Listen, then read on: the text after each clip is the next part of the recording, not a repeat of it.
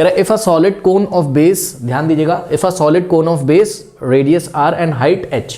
तो अब ध्यान से चेक करिए बच्चों, ये आपके पास एक सॉलिड कोन है, ठीक है। सॉलिड कोन मतलब लेट अस अज्यूम ये मेटल का बना हुआ है, ठीक है। ये सॉलिड है, खोखला नहीं है, ये बर्थडे कैप जैसा नहीं है, ना ना ना ना, इसमें पूरा मेटल देखिए भरा हुआ, भारी सा, खूब भारी सा ये कोन है, ऐसे ये सॉलिड है, करेक्ट। अब बच्चों इस कोन की रेडियस कितनी बताइए, r है, और हाइट इसकी कितनी दी हुई है आपको क्वेश्चन में, h दी हुई है, ठीक है ना। कह रहा है कि is placed over a solid cylinder having same base radius and height h, okay. तो कह रहा है कि इस कोन को हमने एक सिलेंडर के ऊपर रख दिया, ठीक है। जैसे बच्चों अब समझिए, मान लीजिए कि जैसे ये कोन है, सॉरी कोन कह रहा हूँ, ये एक सिलेंडर है, ठीक। अब इस सिलेंडर के ऊपर हमने क्या किया, एक कोन लाके रख दिया, ठीक। तो बताइए शेप कैसा बनेगा। और हाँ, खास बात क्या है, जो सिलेंडर हमारे पास अवेलेबल था उस सिलेंडर का बेस रेडियस भी r था और उसकी हाइट भी कितनी थी, h थी, ठीक है। तो ध्यान से चेक करिए यहाँ पर बच्चों, ये देखिए ये कुछ ऐसा सिलेंडर होगा आपका, ये ऐसा, ये देखिए इस सिलेंडर की भी रेडियस कितनी दिखाई पड़ी आपको, r, और इसकी हाइट कितनी बच्चों, इसकी हाइट कितनी है, h है। कोई डाउट है? अब इसको उठाना है, इसके ऊपर रख देना है। तो सोचो जरा कैसा कुछ दिखाई पड़ेगा आपको शेप, ये उठाया कोन और सिलेंडर के ऊपर रख दिया, तो ऐसा कुछ शेप बन जाएगा। मतलब इसको आप कोन मान के चलो, मेरे पास ऐसा ही बॉटल है तो मैं आपको दिखा रहा हूँ, ये इनका बॉटल है, ठीक है। तो जब इसको बच्चों कोन उठा के इसके ऊपर आप रख दोगे, ठीक है, तो कुछ ऐसा शेप बनेगा। ध्यान से चेक करिए, ये मैं एरो लगा के आपको यहाँ पे दिखा रहा हूँ, कुछ छोटा बड़ा हो जाए तो उसको इग्नोर करिएगा। ये कुछ ऐसा आपको शेप दिखाई पड़ेगा कि नहीं दिखाई पड़ेगा, ठीक है। अब इन्होंने आपसे क्या पूछा है, कह रहे हैं the curve surface area of the shape is, मतलब जो न्यू शेप बना है, ये वाला जो आपका न्यू शेप बन गया है, ये जो न्यू शेप आ गया है आपका, इसका कर्व सरफेस एरिया कितना होगा। बच्चों देखिए कर्व सरफेस एरिया के लिए मैंने आपको बताया हुआ है, ठीक है। आप एक काम करो, ब्रश ले लो और पेंट ले लो और इस पर पेंट करो। कहाँ कहाँ पेंट आप इस पर कर सकते हो, ठीक है। आप इस पर पेंट करोगे बच्चों यहाँ पे, एक तो सिलेंडर वाले कर्व सरफेस एरिया पे, और कहाँ पे करोगे, कोन के कर्व सरफेस एरिया पे। ध्यान से सुन लीजिए, क्या बच्चों जब इसको उठा के इसके ऊपर रख दिया तो क्या आप घुस के अंदर यहाँ पेंट कर दोगे क्या, या इसके बेस पे पेंट कर दोगे क्या, बताओ। नहीं, वो तो चिपक गए ना आपस में ऐसे। तो कहाँ कहाँ पेंट कर सकते हैं, ध्यान से सुनिए। आप पेंट कर सकते हैं कोन के कर्व पे, कोन का कर्व सरफेस एरिया पे। कर्व मतलब ये घुमा हुआ कोन का जो साइड साइड वाला पार्ट है, एक तो यहाँ पेंट कर सकते हो।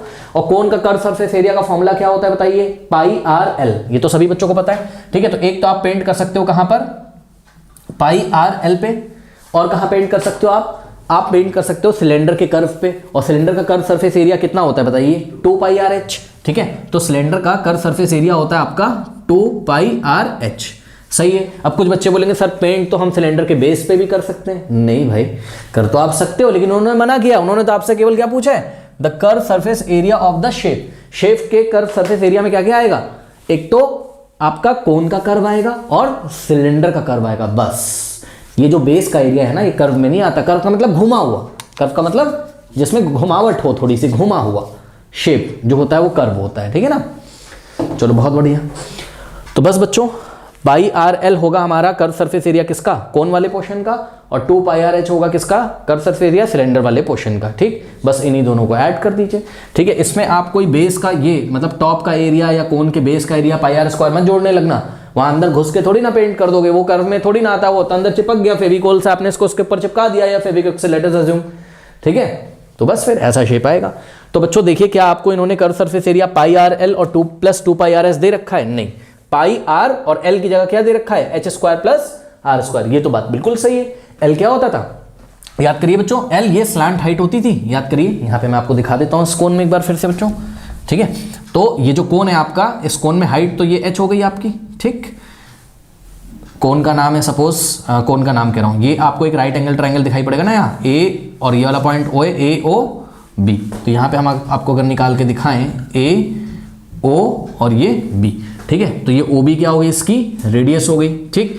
और ये क्या है, इसका हाइट है, और ये क्या है इसका, ये क्या है इसका स्लैंट हाइट, सही है। तो यहाँ पे एंगल 90, ये एंगल 90, यही स्लैंट हाइट है ये भी।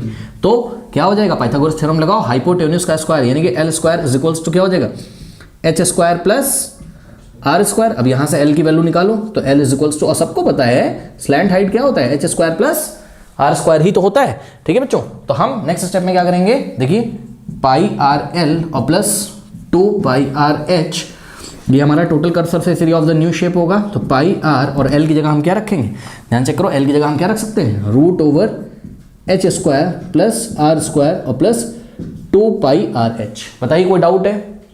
हाँ ठीक है, तो इस तरीके से हम एग्जाम में इसका जस्टिफिकेशन कर देंगे। तो ये स्टेटमेंट आपका कैसा हो गया, ट्रू हो गया, और ये रहा इसका जस्टिफिकेशन। फिर भी अगर आपको लैंग्वेज लिखनी हो बच्चों तो मैं बोल देता हूँ, this statement is true since the curve surface area are taken together, since the curved surface area are taken together is same as the sum of curved surface area measured separately. This statement is true since the curved surface area are taken together is same as the sum of the curved surface area measured separately. Okay, statement नहीं लिखना चाहते हैं तो true करके बस ऐसे आप इसको करके दिखा दीजिएगा। ओके बच्चों, डायग्राम बना के, ठीक है, कर लीजिए।